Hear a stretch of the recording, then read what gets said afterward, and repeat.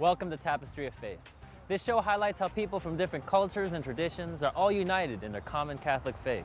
And today we're going to visit the Indonesian Apostolate, who hold their monthly Mass at the Resurrection Ascension Church in Woodhaven, Queens. Later on in the show, we're going to check out the Irish Apostolate. Right now, let's start with taking a look at the Indonesian Apostolate. Indonesia consists of 17,508 islands, 6,000 of which are inhabited by some 235 million people. There are about 300 different ethnic groups which have flourished over the centuries. The architecture here has been greatly inspired by India. However, significant contributions have been made by the Chinese, Arabs, and Europeans. Throughout the different islands, daily meals will vary by locality and regional style. Since Indonesian law guarantees freedom of worship, nearly 8 million Catholics practice their faith in the world's largest Muslim nation. Now that we've learned a little bit about Indonesia, let's find out more about the history of the Indonesian Apostolate here in New York. I knew this community before.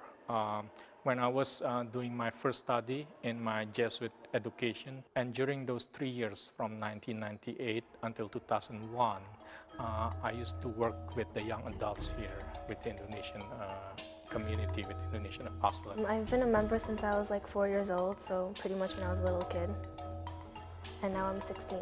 And over here in this apostolate is very important because it's our faith, and then we actively involved in the Indonesian apostolate in any way we can, you know. Yeah, so far I met this New York community. Sometimes they invite me to come to celebrate Mass for them. A lot of Indonesians live in this area in Elmhurst, Rego Park, basically all the surrounding areas in Queens. Yeah. My dad gets so much out of being part of the church, and it's really like fun to meet new people and enlighten their lives by bringing Jesus into their life. I saw many other children that they're born in America and like detached from the Indonesian apostolate. I was just ordained in June 2007, so I've been asked to be the coordinator for the Indonesian apostolate. I love America, but I also love my country, and I taught my daughters how to speak Indonesian. I speak Indonesian very badly, but it's okay because I understand, and these Indonesian people, they speak American as well, English, but also we have like these cultural dances that we do sometimes, so that helps me feel more Indonesian. We are also very active in our culture beside our religion, obviously. We maintain our culture, we actively involved to introduce Indonesian culture in America. When we have the Asian for Mary events, and we have a group of Indonesians in traditional costumes, and then people ask, where are they from? They're Indonesians. Where are they from? They're from Indonesia. But they're all different, right? It's hard to just reduce Indonesian into just one typical culture. We have 27 provinces with 27 different cultures, 20 different. We have many languages actually over there, but we have only one language, it's Indonesian. We have other events like pray together, and the different days, like on Saturday we have first Saturday we have Maria prayers and other activity that's holding us together as a community. So when we meet somebody else which is the same, and also the same faith, they feel like a family. It's a lot different from church in America because I go to the church around my block, and we're all neighbors, but yet we don't really speak to each other or like say hi or, you know. But when I come to church here, even though it's once a month, we're always like family and we always catch up with each other. So it's kind of like fun. That's the phenomena that tells the longing of being together, celebrating liturgy in their own language. We're going to pause for a commercial break. When we come back, we're going to meet more of the members because after their Mass, the apostolate comes together like one big family, sharing some of their home-cooked traditional foods. Stay with us. Welcome back to Tapestry of Faith. Before our commercial break, we learned about the Indonesian culture and met some members of the apostolate here at the Resurrection Ascension Church in Queens. Now, we're going to take a closer look at how they celebrate their Mass and discover what happens afterwards.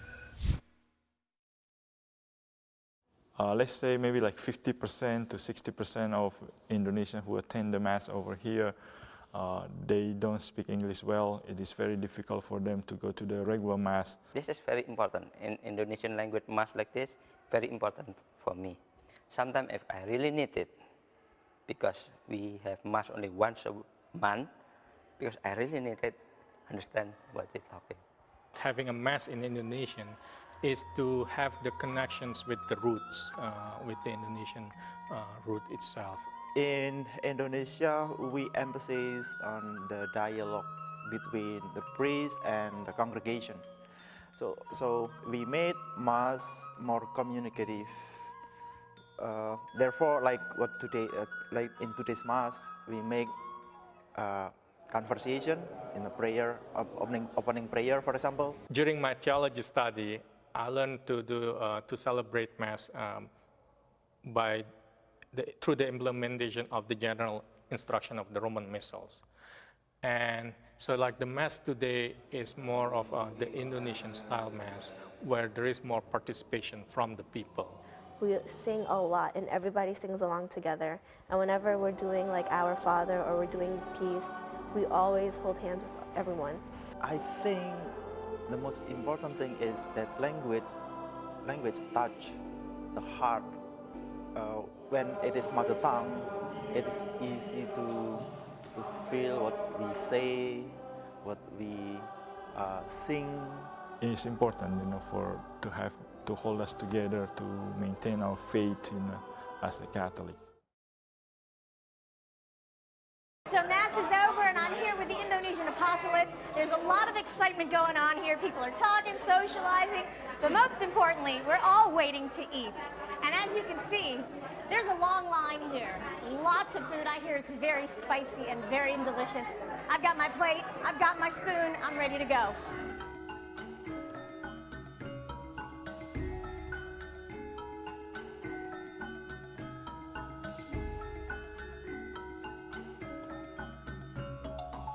For example, at Christmas or Easter, we had gathering and celebration. We dance, we eat food, and mostly will be the Indonesian food. And those things will be the one that make us happy to relieve the kind of longing of the Asian food. Culturally, it does make people feel at home.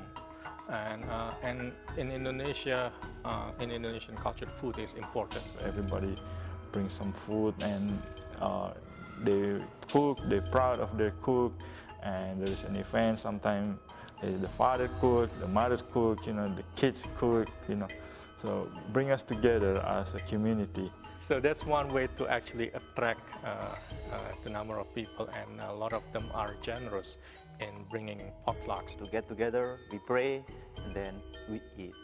Basically, food is an instrument to unite this Indonesian community.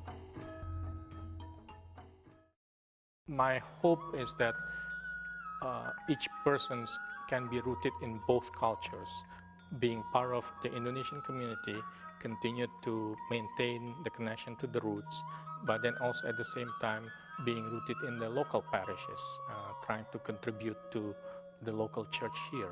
Indonesian apostolate is very important because this is like a family. And a family we have each other. Yeah, we understand each other. It's like that. I feel really joyful because I got to know the people. I went through with their journey for 3 years as a scholastic in formation, and then return home as a priest, and to offer Mass for them is really a privilege and an honor for me. The Indonesian Apostolate is a small, tight-knit group reflecting on their cultural traditions and character. And with their warm and welcoming attitudes, this apostolate will definitely keep growing and growing. In our last segment, we took a look at the Indonesian Apostolate in Woodhaven, Queens. Well, that definitely looked interesting. How was it covering the Indonesian Apostolate? It was so much fun. I felt like I was with family. The members were very warm and friendly, and we got a chance to see a very special christening. Wow, that sounds fantastic. It was. Well, coming up next, we're going to check out the Irish Apostolate, and maybe with a little luck of the Irish, we might be able to drop in on the Brooklyn Annual Irish Fair. Ireland is located northwest of the European continent, across the Irish Sea from Great Britain. Its lush green central plains are met by coastal mountains. The earliest settlements were established here about 8,000 BC.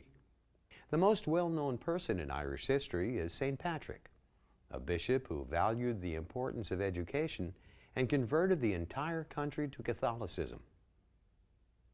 Over the centuries, the Celts, the Vikings, the Normans, and the English all have had major influences on the culture. The Irish potato famine in the mid-19th century decimated the population. Over 1 million died. Many Irish families, totaling another 1 million people, emigrated to America. The 20th century Anglo-Irish War of Independence split the country into two separate nations, the Irish Free State and Northern Ireland. Today, approximately 6 million people live in Ireland, and 75% are Catholic.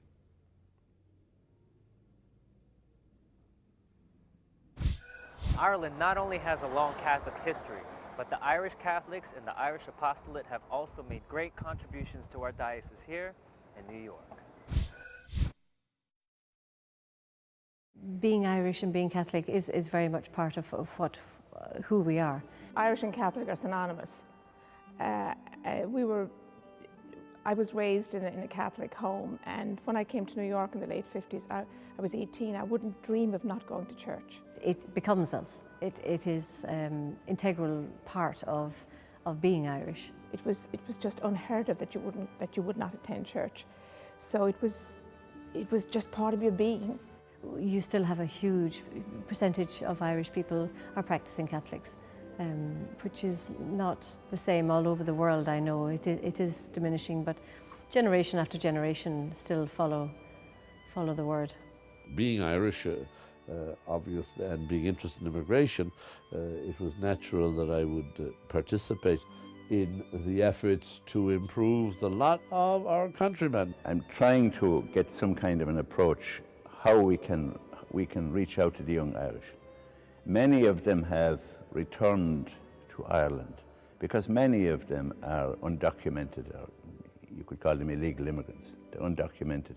I was very much involved in the efforts to organize the Irish in the 80s and to seek immigration reform. We had a movement called the Irish Immigration Reform Movement, which was extremely successful in changing the legal system and obtaining specific visas for the Irish, like the Morrison visas, the Donnelly visas, the Schumer visas. Well, I'm involved since 1987. During the 1980s, we had a new wave of immigrants due to the change in the immigration laws in 1965.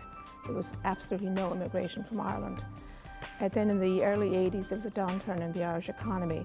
So hence, we had a large number of Irish immigrants. We had, at the time, they said there was up to 150,000 undocumented Irish living in the United States, probably about 75,000 in the tri-state area. The Irish Apostolate was alive and kicking in those days because they were Irish. There were lots of Irish here.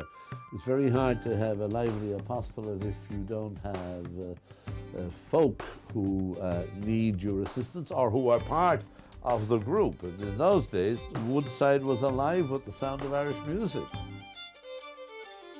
There's not a large Irish community in Brooklyn anymore, but like just the look at the history of the diocese will indicate and will show you that indeed there were many parishes that were founded by them. The Irish are known as the builder of churches. And of course Brooklyn is the diocese of churches.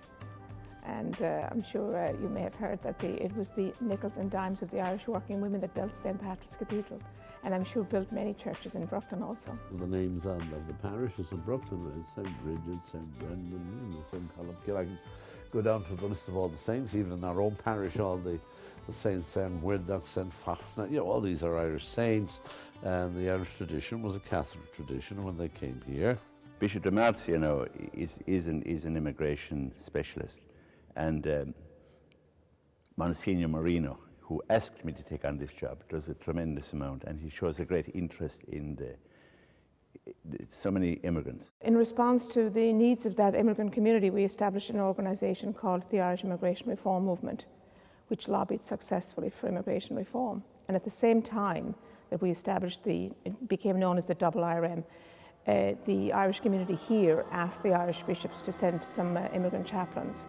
Thus, we started the Irish Apostolate was established. I would think it was in the late 80s. And I have known many of the chaplains who've come. They've come for 4 or 5 years and then they went back to Ireland. And now, of course, Father Brendan is the new head of the Irish Apostolate. And I've known Father Brendan for many years.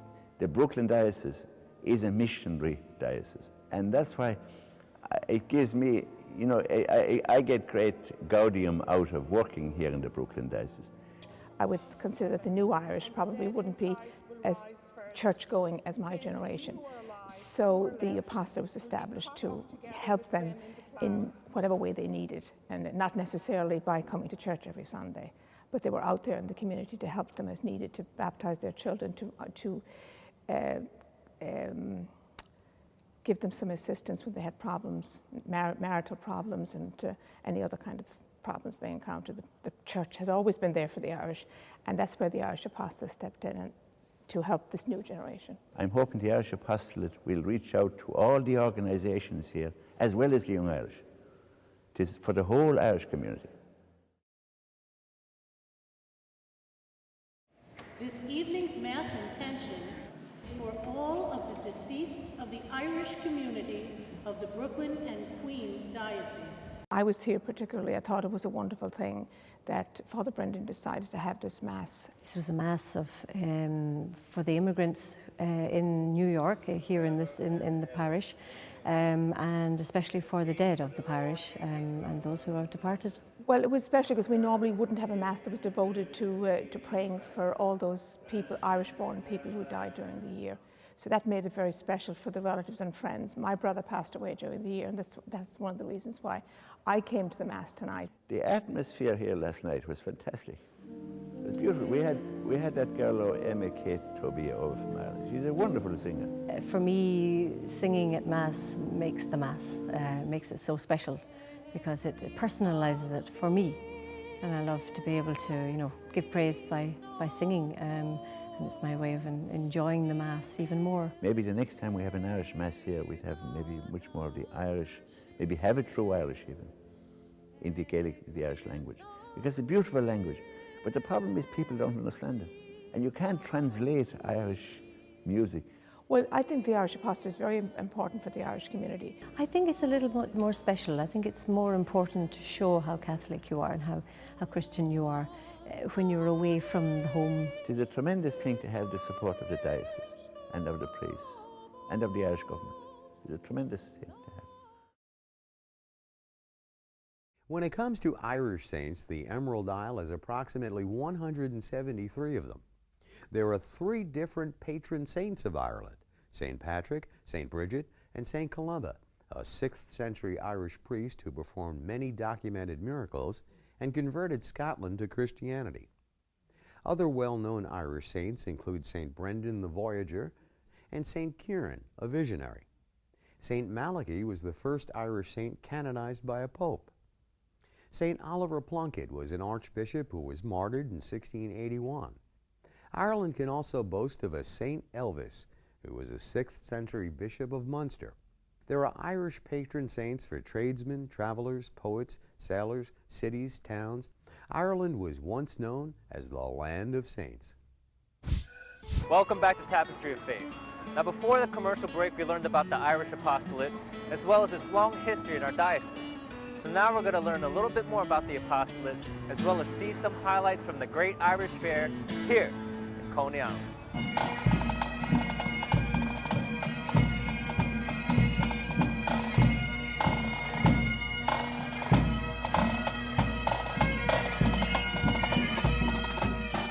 So we're here with Addie here at the Great Irish Fair 2008. And how long have you been involved in this? Well, it's 27 years they've had it, and I've done it 26 years. Oh, wow. Yeah. So you were there like almost From the beginning, pretty much the beginning. Yeah. Well, the first time they had it under the Brooklyn Bridge. Wow. Yeah, so I wasn't at that one. So how has it changed throughout the years? And how has it stayed the same? Grown. People come from all over this fair. It is the Great Irish Fair. So everybody comes here, and everybody's Irish when they come here, right? No, I mean, look, I feel Irish. I mean, if not Irish, I feel at least silly. But no, this is great. So I'm here with another Michael, Mike Ben. How you doing? Nice to meet you. Mike, thank you. And you have a special title here at the Great Irish Fair. What is that? What is it? Well, Mike, as you can see from the sash, I'm called the Chief Brehon. That's the highest honor of the parade this year here, the fair. The Brehon in Celtic folklore is the leader, the chieftain of the tribe. And this is what I am. I'm the chieftain of the tribe here. So you're the king of the you're the king of the Great Irish Fair for 2008. That's fantastic. That's and in terms of the Great Irish Fair, I'm assuming you've been here before. What does it mean for you, this particular celebration? Well, the Great Irish Fair is a celebration of everything Catholic, everything that belongs to the Irish tradition of your faith, your culture, and your heritage.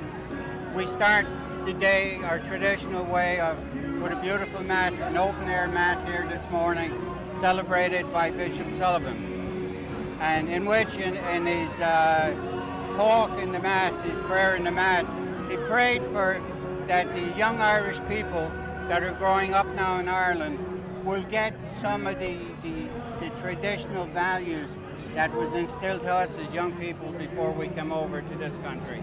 And I firmly believe in that, because that is our tradition here, and this is what we need to pass on to our children and grandchildren. So we're here with Trish and James from the New York Irish History Roundtable. How are you doing today? Very well, thank you. Very well. And in terms of what is the New York Irish History Roundtable? Let's start off with that. It started about 20 years ago with people realizing that the Irish have contributed a great deal to the history and culture of New York, but nobody was documenting it. And that basic idea of the roundtable was a chance for people, historians, scholars, just the general people and run-of-the-mill people who want to know more about their history. All right, so in terms of the Irish community, what have their contributions been like to the Diocese of Brooklyn? Well, one of the big contributions to the Diocese of Brooklyn and to New York City in general is the entire Catholic education system. And the Irish were the ones who built it. Bishop Hughes was the first bishop of Irish descent, and he made sure that there were schools, orphanages, hospitals, and if you look at the names of the sisters and brothers and fathers who were building these organizations, they were the ones who are basically Irish. I mean, most of your convents were started by Irish women who came here. Entirely Irish. Wow. Almost entirely. There were some French Catholics, there were some Spanish Catholics, right. But when the Irish started coming, they came in such numbers that they pretty much took over the Catholic Church in New York. This whole event encompasses education, basically Catholic education in New York here. But the teaching of education to our young people, whether it be in the bands, whether it would be at school, it all encompasses traditions. You know, what you learn as a young person and what you learn now. The Great Irish Fair is a showcase of anything Irish, and it celebrates their culture, their heritage, and as you saw today, their faith. Well, that seems to be a group that's firmly established. Absolutely. Yeah. Well, the Irish Apostolate is one of the oldest in the Brooklyn Diocese. It was also interesting to learn about the Brooklyn Annual Irish Fair. It's not only a celebration of the Irish heritage, but also raises money for Catholic schools. Well, that's all for today's show. Thank you for joining us. If you want to learn more about this episode, please be sure to visit us at our website. And from here in Queens, I'm Michael Rossetti. And I'm Johanna Takadena, and we will see you next time on Tapestry of Faith.